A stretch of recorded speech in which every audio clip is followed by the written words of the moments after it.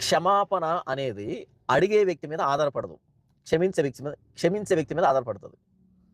తాగుడుబోతా రెండోసారి విను. క్షమాపణ అనేది అడిగే వ్యక్తి మీద ఆధారపడదు. క్షమించే వ్యక్తి మీద ఆధారపడుతుంది.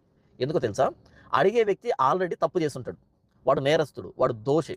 కాబట్టి దోషి నన్ను క్షమించు అన్నప్పుడు ఎవరైతే ఆ వ్యక్తి చేతిలో నష్టపోయాడో, లేకపోతే ఇబ్బంది పడ్డాడో, లేకపోతే అవమానించబడ్డాడో, లేకపోతే శ్రమ పెట్టబడ్డాడో, ఎవడైతే బాధితుడు ఉంటాడో ఆ వ్యక్తి క్షమించాలి అనే రూల్ లేదు.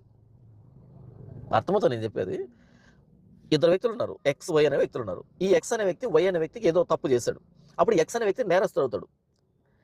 కాబట్టి ఈ వై అనే వ్యక్తి ఈ వ్యక్తి క్షమాపణ అడిగినప్పుడు క్షమించాలనే రూల్ లేదు. అదేం కంపల్షన్ కాదు. ఈ వై అనే వ్యక్తి ఎక్స్ అనే వ్యక్తి మీద రివెంజ్ తీర్చుకోవచ్చు. ఓకే, ప్రతిదాడి చేయొచ్చు, కీడుకు ప్రతి కీడు చేయొచ్చు. ఎందుకంటే ఈ వ్యక్తి చేశాడు కాబట్టి ఈ వ్యక్తి మరలా చేయొచ్చు. కానీ ప్రతిదాడి చేసే అవకాశం చేతిలో ఉన్న వై అనే వ్యక్తికి ఆ దాడి చేయకుండా, కీడు చేయకుండా తిరిగి క్షమించాలి అంటే ఈ వై అనే వ్యక్తి గొప్పతనం అది. కాబట్టి క్షమాపణ అడిగే వ్యక్తి మీద ఆధారపడదు. అడిగే వ్యక్తి వాల్యూ మీద ఆధారపడదు. క్షమించే వ్యక్తి గొప్పతనం మీద ఆధారపడుతుంది. ప్రభువైన యేసుక్రీస్తు శిలువ మీద ఉండి ఆయన పలికిన మొట్టమొదటి మాట ఏంటి? తాగుడుబోతా, బెగ్గర్. ఏం మాట్లాడాడు యేసు ప్రభు? తండ్రి, వీరు ఏమి చేయుచున్నారో వీరు ఎరుగరు గనుక వీరిని క్షమించు అనే. తండ్రి, వీరేం చేస్తున్నారో వీరు ఎరుగరు గనుక వీరిని క్షమించు అనే.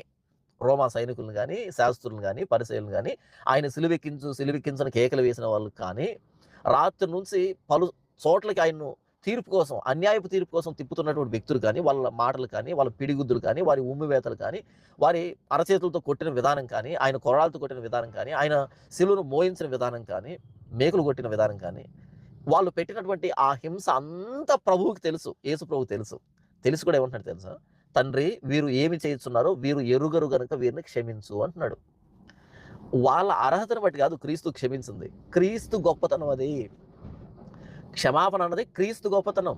క్రీస్తు చూపించిన సుగుణం. Beautiness of gospel is to forgive. మనకెవరైతే అపకారం చేశారో వాడిని క్షమించడం సువార్త సారం.